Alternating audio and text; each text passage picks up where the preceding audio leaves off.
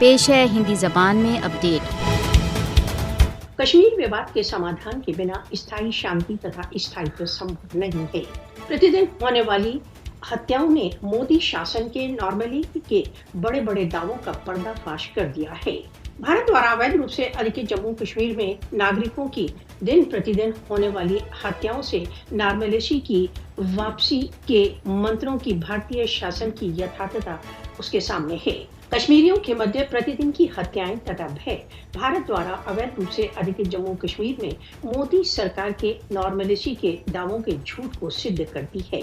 क्या यही नॉर्मलिटी है कि मई के गत एक मास में 32 कश्मीरियों की हत्या हुई? भारत द्वारा अवैध रूप से अधिकृत जम्मू कश्मीर में नॉर्मलिटी के भारतीय दावे एक उपहास के अतिरिक्त और कुछ नहीं है।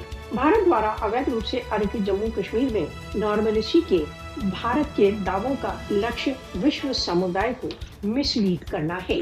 मोदी सरकार अपने झूठे दावों को प्रमोट करने के लिए सच्चाई को तोड़ मरोड़ रही है तथा यथार्थताओं को बिगाड़ रही है।